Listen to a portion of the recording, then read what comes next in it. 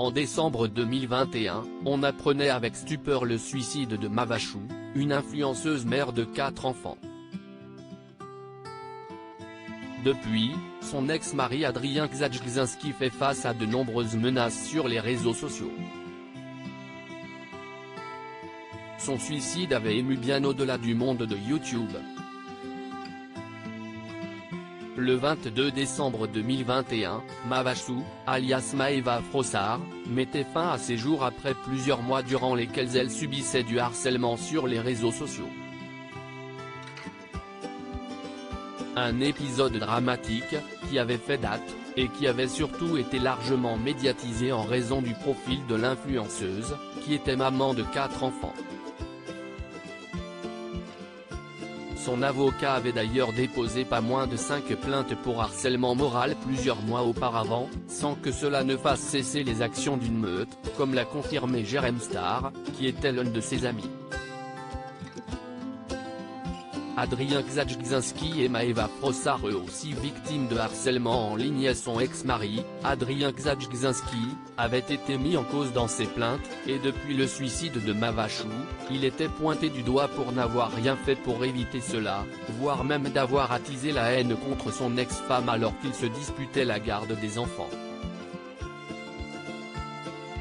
Un an après les faits, la compagne actuelle d'Adrien était montée au créneau, relatant être victimes eux aussi de harcèlement, nécessitant même de changer d'emploi, et d'avoir dû déposer plus d'une dizaine de plaintes. Aujourd'hui, l'enquête suit toujours son cours, et le couple donne aujourd'hui un entretien aux Parisiens après avoir lancé un site internet qui met en image les insultes dont ils sont victimes au quotidien. Nous n'appelons pas au harcèlement, au contraire. On montre simplement de quoi ces femmes sont capables. Beaucoup ont supprimé leur compte ces derniers jours.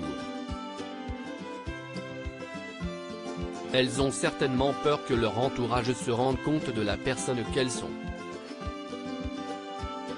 Les enfants de Mavachou suivis pendant un an par la justice, mais Adrien et Laura Gzadjkzinski, tous les deux youtubeurs, expliquent également avoir été suivis à la demande de la juge des enfants.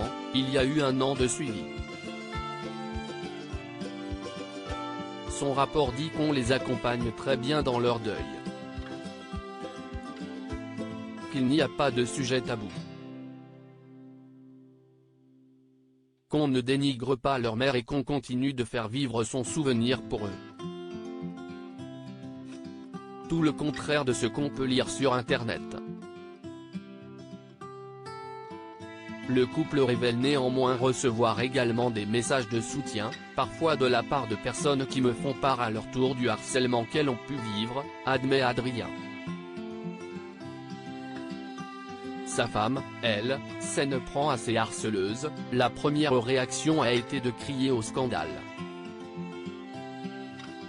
Elle prétend qu'elle ne harcèle pas, elle constate 10 000 tweets d'insultes et de menaces. Pour elle, ce n'est pas du harcèlement. Tant pis. Quand on lit des choses vraiment graves, on se dit que si est une pièce de plus pour notre dossier. Aujourd'hui, le duo de vidéastes souhaite produire en justice les faits qu'ils ont collectés jusqu'ici. Je rappelle qu'après 1 an et demi de procédure, je ne suis pas mis en examen. Je suis un homme comme un autre. J'ai mes faiblesses, mes défauts.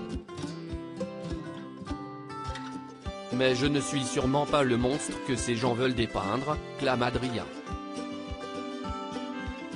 À lire aussi, Enjoy Phoenix revient sur le suicide de Mavachou. Maintenant, les harceleurs vont trouver une autre cible à attaquer.